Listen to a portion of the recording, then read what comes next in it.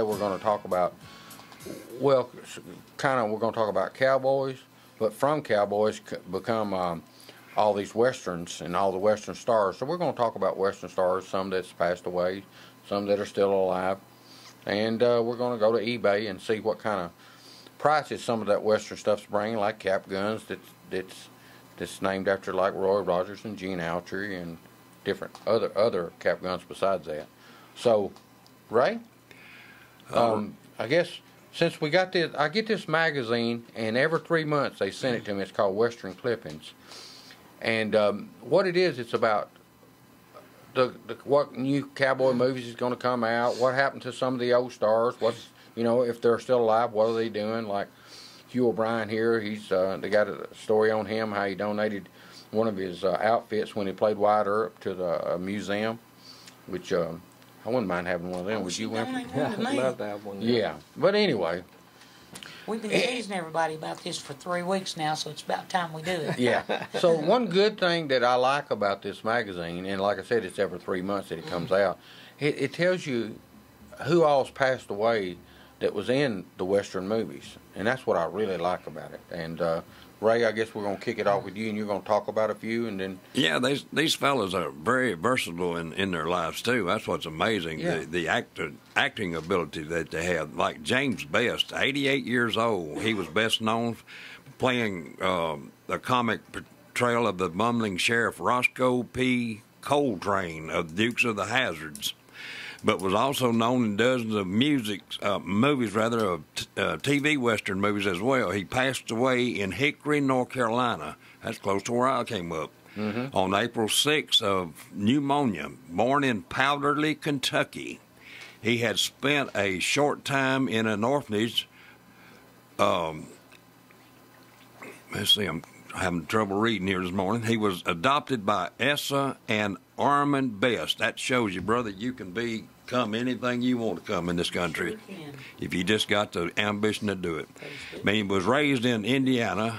He enlisted in the Army Air Corps, served as an MP in Germany, and joined a military theater company where he did some fashion modeling, which led him to Hollywood. And he was gifted artist with arts and watercolors as well, and he founded a highly regarded school on motion picture techniques for actors and did this for 25 years. He taught at the University of Mississippi as well as in Central Florida at a university there. He also won Best Actor Award for a stage performance of On Golden Pond. Ain't that something? A stuntman actor named Eddie Heiss was 85. He died March the 12th. He played minor roles, did stunt work on TV in Tombstone Territory, The Texan, Bonanza, Wyatt Earp, Have Gun Will Travel, Gunsmoke, and many movies like Silverado and Wild Wild West. Another Spanish actor, Ricardo Policio, 74, died of heart failure in Madrid, Spain on February the 11th. He played the bartender in both For a Few Dollars More and The Good, the Bad, and the Ugly. And he also was in Dynamite Joe and many other Western that were never even released in this country. Gregory Walcott, 87, was born in Wendell, North Carolina. He joined the Army at the end of World War II, hitchhiked across the country. He had gotten a part in a little theater play, and an agent saw him and helped him make his first film debut, I'll get it right in a minute, in Red Skies of Montana. He landed a role on Rawhide, which led him to working with Clint Eastwood in Joe Kidd, and he done 4 other films with him. He passed away March the 20th in L.A., but was seen in many westerns such as Sugarfoot, Colt 45, Shotgun Slade, Rifleman, and many others. You know, somebody our age or even younger can relate to some of these westerns because they are well-known western shows. Yes, sir. Remember most all of them myself. Oh, I loved them. When I was a little kid, my mother's got a picture of me with my cowboy hat and my little cowboy guns and my boots on. Yeah, I'm sure you got one too. Oh, yeah. We all got that. He was too young to remember all this. Not hardly. Go ahead, Ray. All right. Richard Bear, he was 101. Died March the 28th in Newport Beach, California. Grew up in California. He attended the film school and produced The Adventures of Texas Jack in 1934. He directed Return of the Frontiersman, Storm Riders, Short Shootout at Madison Bow, episodes of Cheyenne, Lawman, Sugarfoot, Maverick, Tombstone Territory, and others. Gregory Lewis was 79, died April the 7th in Woodland Hills, California, of natural causes. He starred in movies such as High Plains Drifter, The Culpeper Cattle Company, My Name is Nobody, Belle Starr. He'd been in episodes of Gunsmoke, Maverick, Rough Riders, and Bonanza. He was born in San Diego. His parents moved to Rhode Island when he was 10 years old, where he became keen on dramatic arts, which began his career. And most of you can remember he was the fast draw. He would slap you and have gun back in his holster and slap you again. It was the wildest comment. I mean, he was really a great actor. Now, wasn't he Juliette Lewis's dad also? I think you're right. I believe you're Yes. right. Yeah, I think he is And too. he was in several Eastwood movies. Oh, he was fantastic. Clint Eastwood. And another one is Ralph Tager, 78, died March 11th in Placeville, California. I believe I got that correct. He did some acting in college, was a pro baseball player on the Dodgers farm team, and he suffered an injury that sidelined him, and he enrolled in the Academy of Dramatic Arts in New York, where he worked as a male model, and he was discovered and played 16 episodes in Klondike in 60 and 61. Then he done 17 episodes of Hondo in 67. He also appeared in TV Western Tombstone Territory, Bat Masterson, and Father Murphy. That's mine. All right. Do we need to take a break now, or are we good? Okay. So, Ronnie, you gonna talk about some of yours, and then we're gonna let Winfred talk about some that are still alive, and some. Winfred's gonna talk about not just the movie stars, but their horses too. Yeah, I thought I would start out with Maureen O'Hara. I don't know if everybody knows, but she died Saturday, this past Saturday, and her actual name was Maureen Fitzsimmons. She was born August 17th, 1920. She was one of the last surviving stars from the golden age of Hollywood. In November 2014, she was presented with an honorary Academy Award, which she never won an Academy Award. She made lots of movies and was in lots of television Ronnie, shows. she was in the Tarzan movie with Johnny Weissmuller. Yeah, and what were you telling me about her? And she said about Cheetah? She said Cheetah did not like her at all. That he had an attachment to Johnny, and that if she even got around, he would try to bite her and stuff, you know. Yeah. Anyway, the honorary Academy Award had the inscription to Maureen O'Hara, one of Hollywood's brightest stars, whose inspiring performances glowed with passion, warmth, and strength. And that meant a lot to her. She wrote in her biography. She was only the second actress to receive an Academy Award for acting without having been previously nominated. She was in 1944's Buffalo Bill. She played Louisa Cody. And she said she didn't feel Joel McCrea was tough enough to play the lead in a Western of the movie Buffalo Bill. Mm-hmm. And 1949, she played in Comanche Territory. She played Kate Howard. And she said this was the movie where she mastered the American bullwhip. She said by the time she was done with that movie, she could snap a cigarette out of somebody's mouth. Yeah. Well, you know, Lash LaRue, he actually was not that good with the bullwhip when he first started. He did the same thing. He had to practice a lot, and he got where he was really good at it. And everybody knows Lash LaRue. But our age, I should say. There was one before him, Whip Wilson. Oh, yeah. Whip He was Wilson. also, yeah, With the bullwhip. yeah, he also had that as a prop. I never heard of him. I'm older than all you guys. Wow. Everybody knows Lash LaRue, though. 1950, she was in Rio Grande, directed by John Ford, and starring John Wayne. She done 5 movies with John Wayne.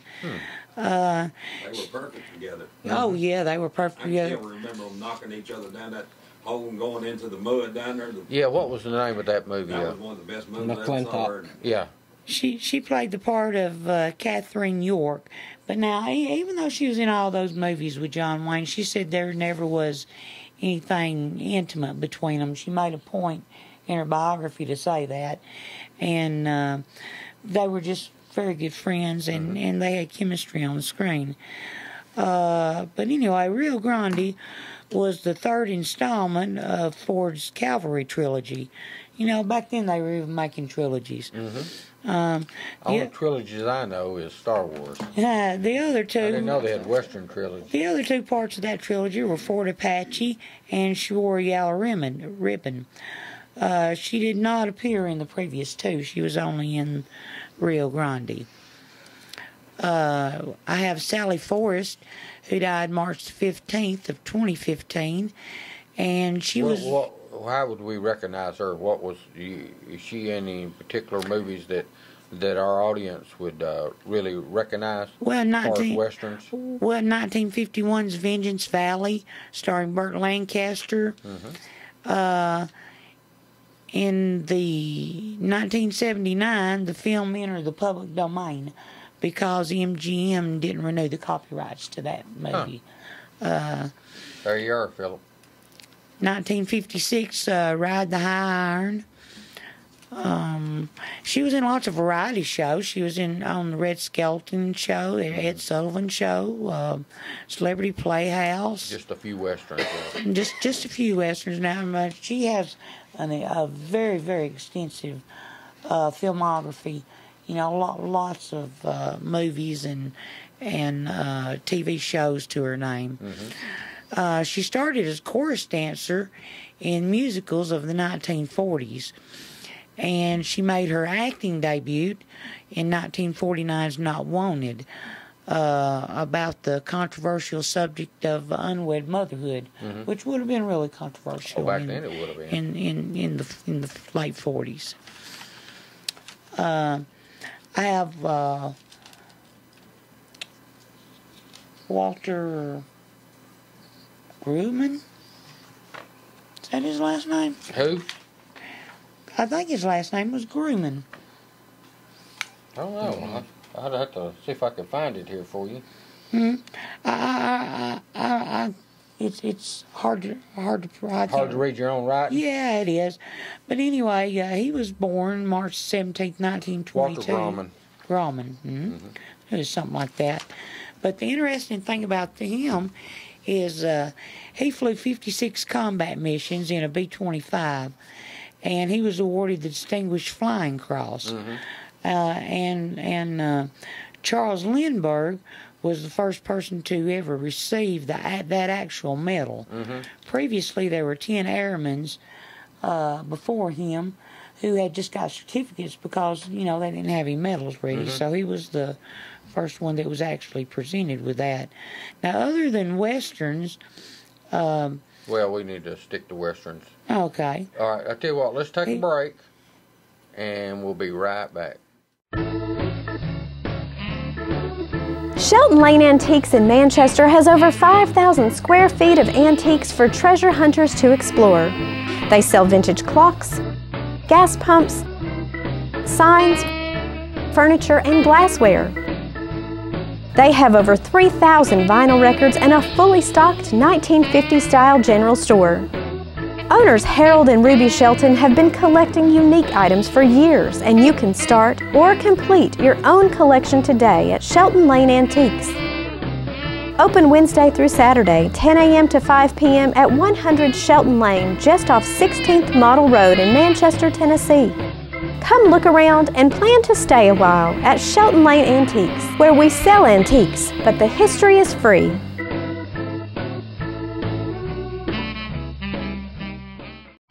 We would like to thank Dr. David Florence for supporting Let's Talk Antiques. See Dr. Florence at 804 Kalon Street in Manchester for all of your medical needs. Call 728-5522 for your appointment today. Most insurances accepted. The Jiffy Burger on the Hillsborough Boulevard in Manchester has been voted as having the best hamburgers in Manchester. Hometown atmosphere, historical memorabilia, and of course those great burgers, salads, chicken, and so much more. It's the Jiffy Burger on the Hillsborough Boulevard in Manchester. Call in orders at 728-4452. You can also order at the convenient outdoor curb service. Hamburgers are made the old-fashioned way at the Jiffy Burger, Manchester's finest hamburgers. Open 7:30 until 9, Monday through Saturday. All right, we're back, and you caught me reading the email while on our break here. So, all right, Ronnie, now you got one more that's really interesting. I have one more, and when we left, we were talking about the Cowboy Stars, but we have one Cowboy Star here in particular that's not really. You may know him as someone else, and he was Leonard Nimoy. He played Mr. Spock in Star Wars, but most people don't know that he was in episodes of Gunsmoke and Bonanza and lots and lots of westerns before he became Mr. Spock. And you know, Ronnie, that he was typecast, don't you? Yes. You know, he was. They had him playing Indians all the time. It's same thing in Star Wars. He was afraid that he was going to be. in Star Trek, he was afraid that he was going to become typecast, and he wrote a book called "I Am Not Spock." And then after they started putting out the new movies, they done 6 major motion pictures later on. He writes another book called I Am Spock. Yeah. Because I guess he knew he was going to wind up his career playing Mr. Spock, and that's the part he should be playing. And today that's what people they recognize him as Mr. Spock, not as a Western. Not in westerns. Right. But he was in a lot of westerns, wasn't he? He was in a Well, lot what of did you westerns. say? What was some of the westerns he was in? He was in Gunsmoke. He was in Bonanza. He was a lot of the series. Uh-huh. Lot of the series, and that's actually where he started. As a matter of fact, we not just Mr. Spock. We had 3 other actors from the original Star Trek series died this year, which struck me as unusual. Yeah. We had Bruce Hyde, who played Lieutenant Kevin Riley. He was 94. He died on October the 13th. Grace Lee Whitney, who everybody knows as Yeoman Rand. She died on May the 1st. And of course, Nimoy. Yeah. You know what really surprises me? Well, it don't surprise me is the age that some of these old stars. I mean, you talking 100 years old, 90, a lot of them's in their high 90s. Yeah. Lots of them. Even Roy Rogers and Gene Autry were in their 90s when they passed 70s was away. a young person, Yeah. Especially in these Western clippings, most of them are, well, they are obviously older to be in some of these Westerns. Now, I believe Winfred's got some stuff here he's going to talk to us about. Yeah, what I was going to talk about, is a few of the people that was more, a little later on. And but anyway, when we were talking about the ladies, I couldn't get by without talking about first who was considered the queen of the cowgirls or cowboys, and that was Dale Evans. Of course, she passed away many years ago. Miss Kitty on Gunsmoke. Oh, yeah. Everybody knew Miss Everybody liked Kitty. Miss Kitty. Amanda Blake was her name. She Yeah. passed away in '89. Now, she had a lot to do with animals, too, didn't she? Yeah, she was quite an advocate of Yeah. animal care. The other one that I really liked was the girl that played Annie Oakley, I think, in the series, and she played in a lot of westerns. Her name was Gail Davis, and she passed away many years ago. But that's 3 of the women that I, really remembered.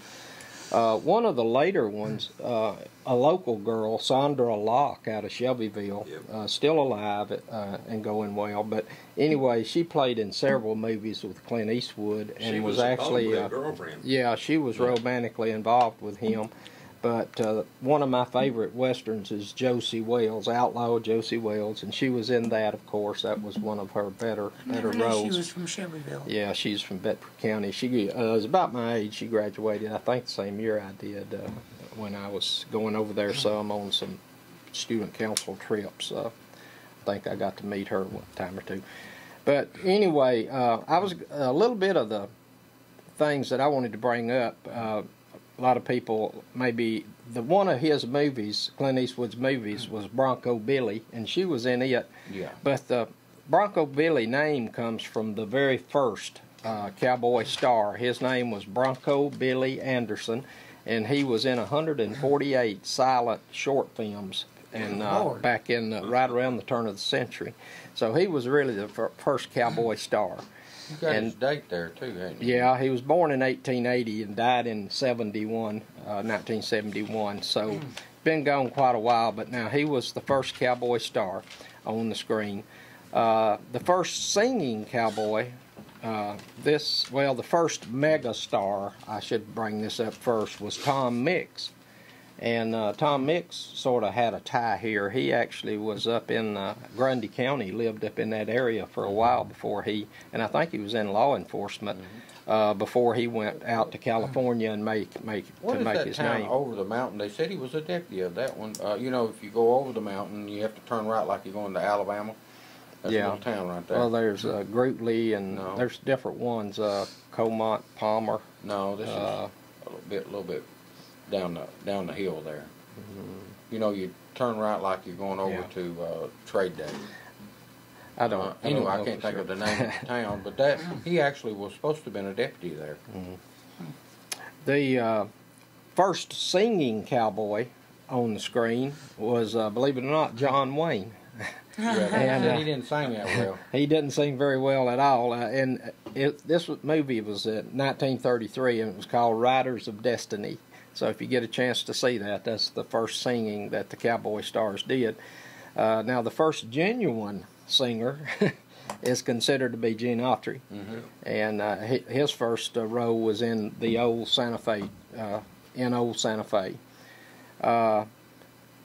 Gene Autry was asking for a whole lot of money to do a movie, and they had auditions, and they decided they was going to cast some other singing cowboy, and Roy Rogers, as we know him now, his name was Leonard Sly.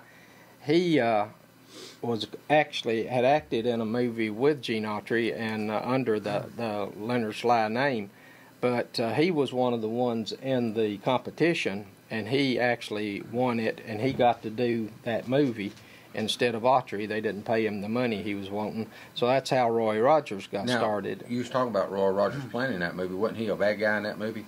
No, he was a bad guy probably in the movie where he was still Leonard Sly. He might have been Roy Rogers.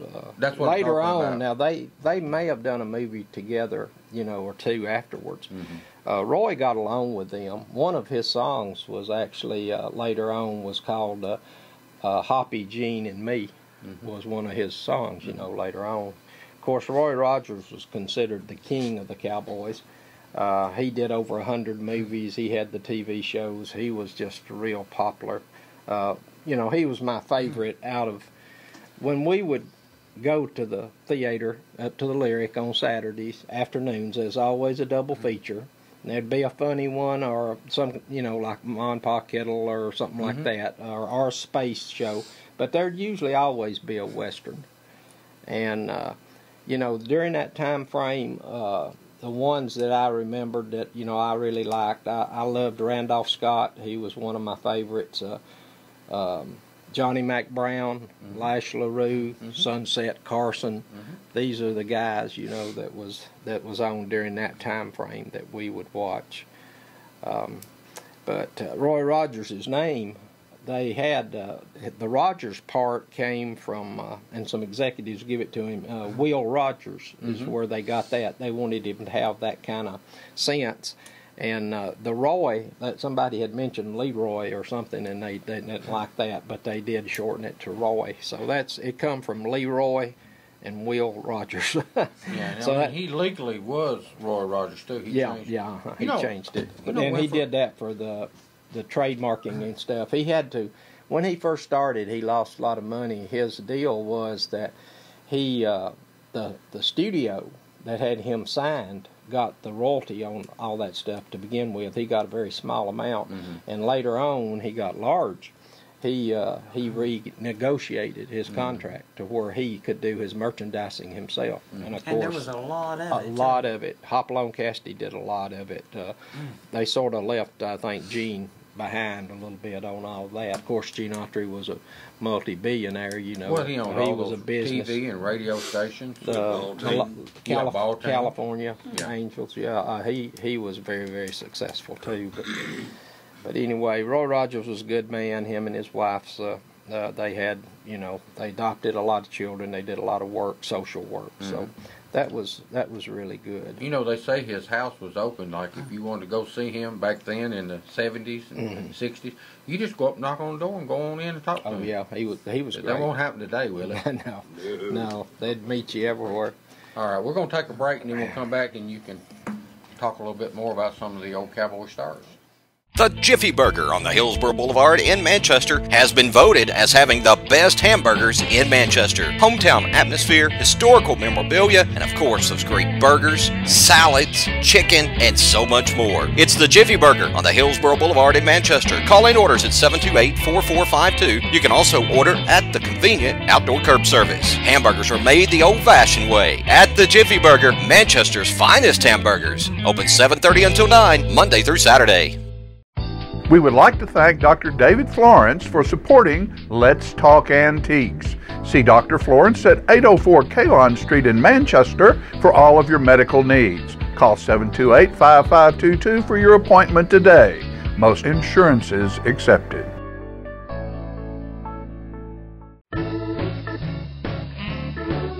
Shelton Lane Antiques in Manchester has over 5,000 square feet of antiques for treasure hunters to explore.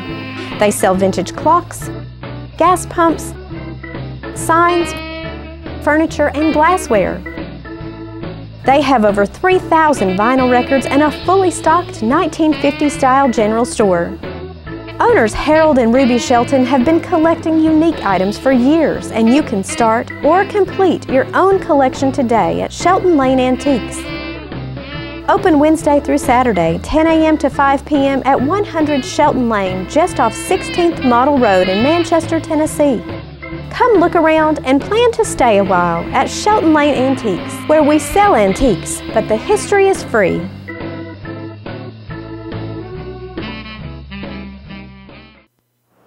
Grease up your guns, outlaw, and cinch 'em on tight. There'll be blood a-running in town before night. There'll be guns a-blazing, singing with light. Why, that's Singing Sandy. Like you'll be drinking your Most drink notorious gunman since Billy the Kid. the dead.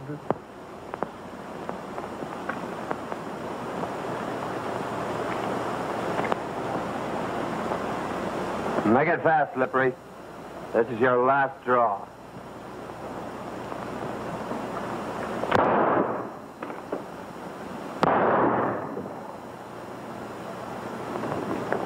You'll never handle guns again, Morgan.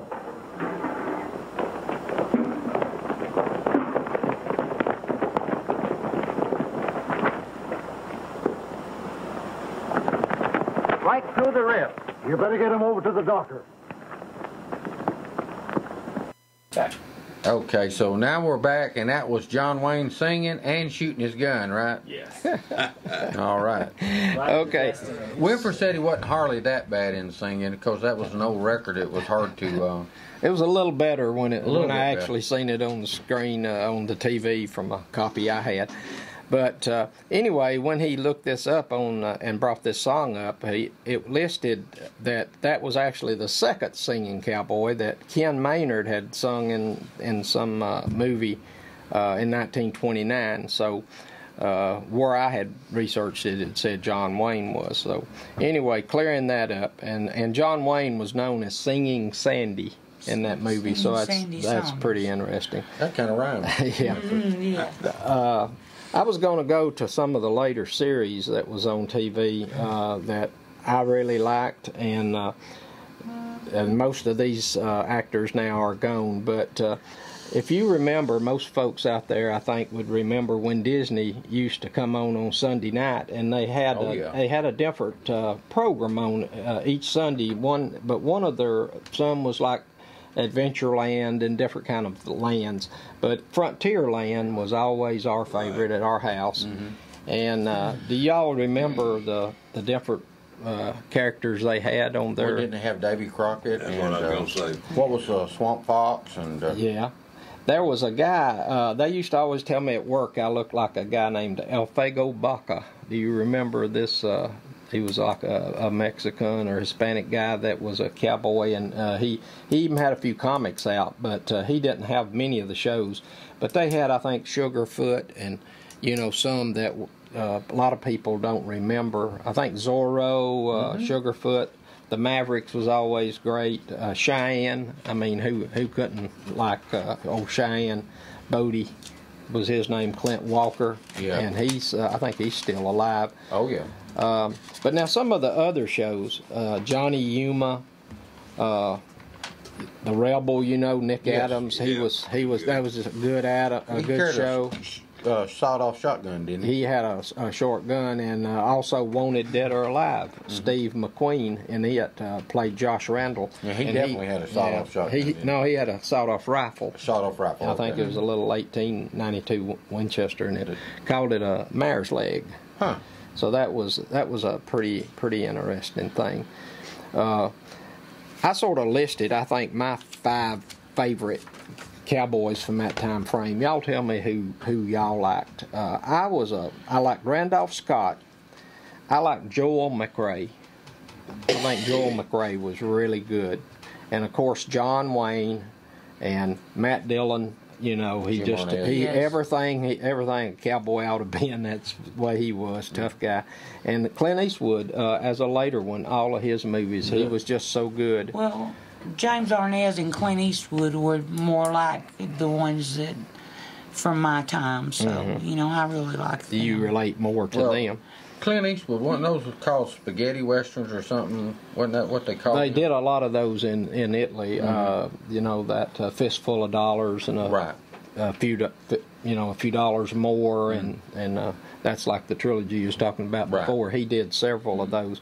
But he also did like Josie Wells and some of the others, that was good. Oh, I liked Festus, from Gunsmoke. Well, I was going to mention Sidekicks. They didn't get as much credit or anything, but think about all the sidekicks that was in so many shows.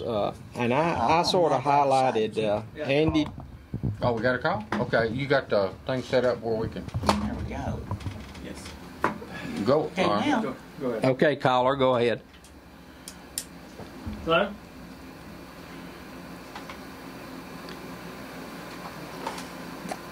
A little technical problem Hang on here. 1 second. We'll be right back. Okay, go ahead. Okay. You were talking about Tom Mix a while ago. Yes. Yeah. And the town you were looking for across the mountain was South Pittsburgh. There you are. Oh, okay. Right. Yeah, that's. He's got it. All right. He was responsible for helping build a school over there called Richard Hardy Elementary School. Okay. Huh. Fantastic. Where does your knowledge about Tom Mix come from? I always knew he was from over there. I mean, he came in there, but I didn't know he was from Granby County, but I knew he was in law enforcement. Mm-hmm. And but he was influential in helping get a school built, and I remember that. Huh. Okay, well, we appreciate that. When he did leave there, that's when he went out to Hollywood, I think, after he left there. Yeah, that's what I was always told. Yeah. But he was already famous from doing something, but I think he really made it big after he left South Pittsburgh. Oh, yeah. You're right. All right, I just thought I'd let you guys know. Okay, appreciate it. We was searching for that. Yeah, thanks for the call. All right, well, you're welcome. And besides, that means there's folks out there listening. Yeah. I was going to say something about the sidekicks because they don't get as much press and stuff as the stars, but Andy Devine was known as Jingles. Everybody loved Andy Devine. Who did he play with? He was on Wild Bill Hickok most of the time. Okay. Yeah, Wild Bill Hickok is another one of those shows like Restless Gun and Tales of Wells Fargo and all those that were such good shows in the 50s and early 60s. his horse sort of mirrors his attitude. His horse's name was Joker. Joker. So that was pretty cool. Let's see. I Let me think go a lot through of the here. sidekicks really made the show. Oh, here's this Eddie Waller. He was Rocky Lane's sidekick, and you may not recognize his name, but if you saw him, you'd know exactly who it is. He was in a bunch of the shows. He was really a scruffy-looking guy. But the scruffiest was Gabby Hayes. You just took the words out of my mouth. Gabby Hayes was just absolutely great. Who did he play with? He was in. Roy Rogers? He actually did Roy Rogers, and he did some even I think with the other stars. I think maybe even Gene Hoppy and Alter, Gene. Pat Buttram Yeah. played in some of them. Yeah, Pat Buttram was great. Gabby Hayes' horse was named Calico. But let's see. I know you got Frog and Milhouse. he had his own comic book, and Jingles had his own comic book, so they got a little bit of the show. Let me go on through here. We've and never see. had this much wisdom amongst us before, have we? No, we're doing pretty good, aren't we? Let's see. Now, the guy that played Wishbone, and I don't know his name, but the guy that played Wishbone on the Rawhide series, man, he was so good, and he worked in there with Clint Eastwood and all those. That was such a good cast on that show. Right. Another show during that time frame, Wagon Train, was a show that I really, thought a lot of. Here's Smiley Burnett. Yeah, great.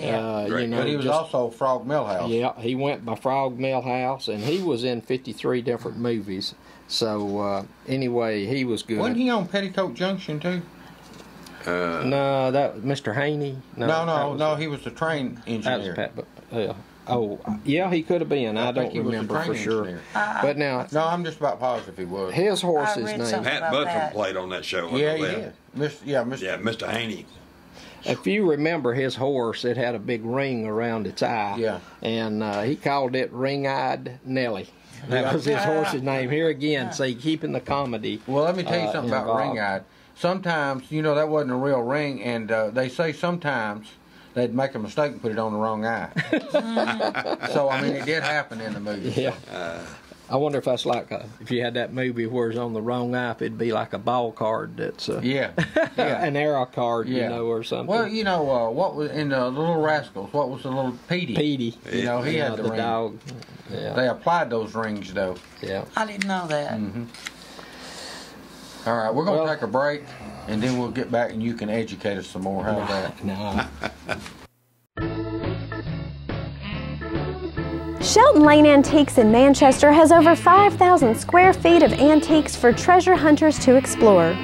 They sell vintage clocks, gas pumps, signs, furniture, and glassware. They have over 3,000 vinyl records and a fully stocked 1950s-style general store.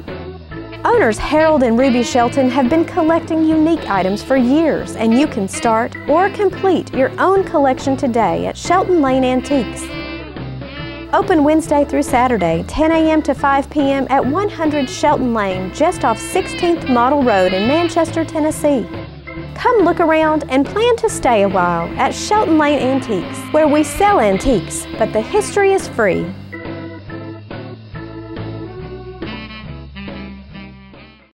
We would like to thank Dr. David Florence for supporting Let's Talk Antiques. See Dr. Florence at 804 Kalon Street in Manchester for all of your medical needs. Call 728-5522 for your appointment today. Most insurances accepted.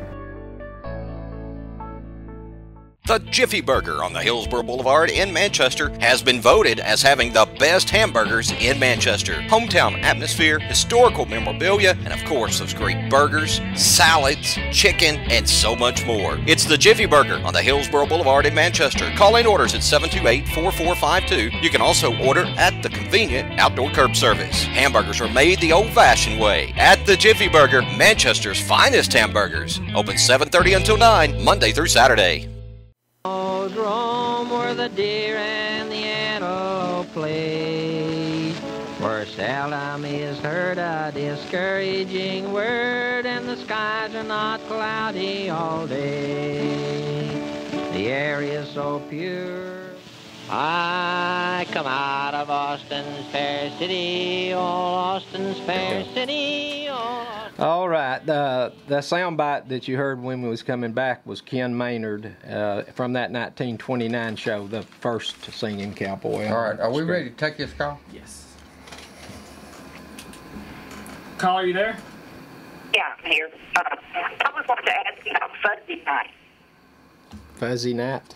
Oh yeah, you're right, Fuzzy Night. Yeah, let's see if I've got him on this list. Who was he with? I don't know. That's what I'm trying to think. Oh, okay. All right, we're looking him up. Okay, let me get a pair of eyes on here where we read this found little it. thing. Okay, Fuzzy Knight. Yep, a sidekick to nearly every famous. Well, no, that's the other one. Uh-oh, I'm sort of phased out here on this. Yeah, I got a bad copy on this, but it says he appeared in movies, I guess, from the 20s plumb up through 67. Yeah. One of his first movies was She Done Him Wrong. His name was John Forrest Knight, so that was his real name, and he died in 1976. And his horse's name was Old Brownie. Old Brownie. So that's what I had on Fuzzy Knight. He's a scruffy looking one. Yeah, he was. He was a good one. But who did you think it was? He was with several different ones, wasn't he? And yeah, I don't know for sure. I don't really have a list of the different ones he was with. It just said several. Well, over a 40-year career, you can imagine. Yeah. How many. That was good. I thought there were 2 different Fuzzies. I might be wrong. Well, we only got one here on this sheet. Oh, okay. Of the major ones. Oh, I appreciate it. Okay. Two, I believe. You'll see. Thanks, Dollar. Oh, thank you very much. The other sidekick I wanted to mention, I think everybody really thought a lot of, was on the Davy Crockett series, Buddy Epson, who later on was, Jed Clampett. Jed Clampett in the Beverly Hillbillies. He was so good in that Davy Crockett series. A show that I wanted to talk about just a second was one of my favorite series was Bonanza. And my favorite two on that show was Hoss and Little Joe, and of course both of them died while they was fairly young people. Yes. Hoss, of course, was such a big man. I think it was a football player, David said. Right. And he died when he was just 44 years old. Wow. And he was such a gentle. They said in real life he was such a gentle giant. He was just a really good fella. Little Joe, Michael Landon, he, of course, went on to Little House series, was really big for him, and he was quite a star, too. But those are just characters, that you won't ever forget. They was just so good. Right. So, anyway, we don't have much time left. David's going to end this thing. From all these cowboy stars, there's cowboy guns. So, I looked up some of these. Now here's a set of Annie Oakley cap guns. Now these are just toys. Brought, let me get my eyes on here, $936. Oh, that mercy. Okay, Wagon Train. Everybody knows Wagon Train. $886 for a set of cap guns. You probably got some of these. I have a few, but I don't know that I have those. Those shooting shell Mateos, remember they are real. They look like real guns. $748. Now this is box stuff. Mm-hmm. Another Bonanza set, $700. Better explain that's new in boxes. In case somebody's got one out there that's loose all and beat these, up. When you hear these high prices, absolutely, these are pristine guns. Here's the rare Buffalo Hunter set in box, $685. Here's a good one. In box, which means that it's still got its original box and packaging. Have Gun Will Travel, $660. Might as well say $661. That's Paladin. Yeah. Wanted Dead or Alive. Still in the box. That's that shotgun, or is that the rifle? That's a rifle. $655. Now, we're talking about toy guns. Yes. Okay. Here's a Wild Bill Hickok. Now, this is not in box, but it's called a Hickok 44 cap gun, double holster, double guns, $625. Here's another Annie Oakley, the gold version, $611. And this is what they brought. Yes, this is a completed sale price, not a. Yeah. Right. Now here's a Nicholas Stallion. It's a 6-shooter cap pistol in the original box, $537. Here's a Leslie Henry, a 1950s Bonanza gun. You know, Leslie Henry made several different guns for different cowboy stars. $521, double holster, double guns. Wells Fargo. Did we mention Wells Fargo? I don't know. Did we? Yeah, just briefly. That Okay. was Dale Robinson played in that. Here's a double holster set. This don't have the box. $499. Here's a Lone Ranger. 4-in-1 holster set. It's got the cap gun, the extension, and the stock, so you could actually make a rifle out of it. $749. Remember we was talking about Johnny Ringo? Oh, yeah. Okay, now this is not in box, but it had 13 bids, brought $479 for a set of cap guns. Roy Rogers, $479, not in box. Of course, it's a double set. Gene Autry, which I like, Gene Autry, $449.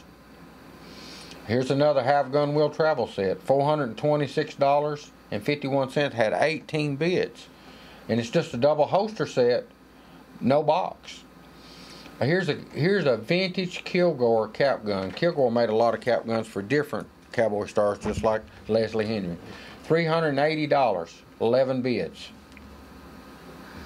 And let's see here. Here's another Gene Autry, $450. In box though. This is still in the box. Here's a Matt Dillon Gunsmoke. It's a set now, not in the box. $350. Now you don't see a lot of those. Here's a Golden Hubley Cowboy cap guns. Okay, now these are gold plated, double holsters, $335.30. Brought 10. I had 10 bids on it. Let's see. Now here is a saddle.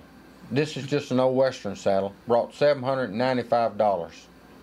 Here's a Cowboy Spurs North and Judd Vintage bull riding marked with an anchor. Brought $75. Here's another set of spurs marked with the anchor. It brought $254. Another set. Let's see. This is a brass with star Royals. Is that what that's? Rowell. Rowell. Okay. $185. That's the sharp part. Yeah. Oh, here's a Charlie Horse hat. $789. Hey, Tom Mix. Yeah. Tom Mix style hat, $890. Real tall Stetson. What they call those? 10-gallon hats. Yeah. I say they'd 10. They'd water their horses out of their hats. Yeah, actually hats were useful. That's right. And yeah, they give actually water used to them. the horse. I didn't know that. Yeah. All right, so we better wind it up here, and that's kind of that's our show for today. What y'all think? Do we do all right? I think we made a hit. All right, let's get out of here.